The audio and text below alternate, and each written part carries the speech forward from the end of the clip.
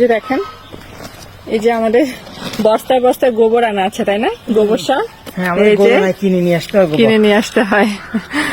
এই যে গোবর সার নিয়ে যাচ্ছি আমরা আমাদের গাছের কাছে। পরিশ্রম তো করতেই হয়, ভালো একটু ফলন পেতে নিজের গাছের কিছু শাক সবজি বা ফলমূল পেতে কিন্তু পরিশ্রম করতে হয়। তবে এটাকে আমরা কিন্তু এনজয় করি, তাই না? আমার গাছপালা নিয়ে ছোটবেলা থেকে কাজ করতে খুব ভালো লাগে।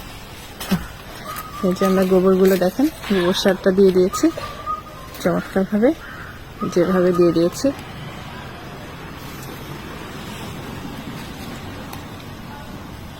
এবার এর উপর দিয়ে আমরা কি শুধু গোবর সারই দিব? না না না, এর উপর দিয়ে রাসায়নিক সার দিয়ে দিব। আচ্ছা আচ্ছা,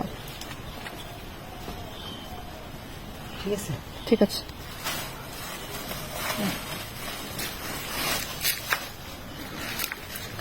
এটা কি সার? এটা ইউরিয়া সার।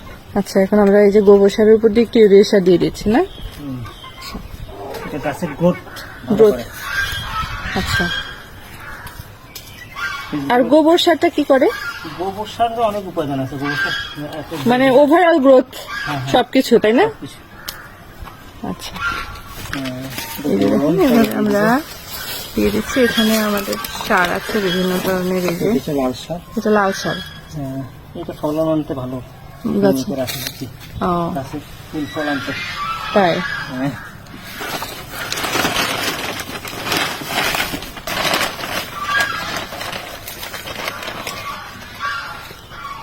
এগুলো তো মাইক্রোনিউট্রিয়েন্টস, মানে মাইক্রো সার, মাইক্রো খাবার। গাছে বিভিন্ন অনেকগুলো উপাদান আছে এটার মধ্যে। আচ্ছা আচ্ছা, 7-8টা উপাদান একই একটা সারের মধ্যে আছে।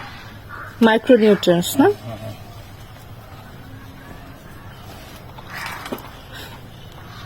আমাদের যেমন খাদ্যের প্রয়োজন আছে, গাছেরও তেমন খাদ্যের প্রয়োজন আছে। এটা হালকা পরিমাণ বোরন। বোরন, না? হ্যাঁ, এটা দিলে কি হবে? এটাও গাছের অনেক উপকার, অনেক কিভাবে বলবো সংক্ষেপে।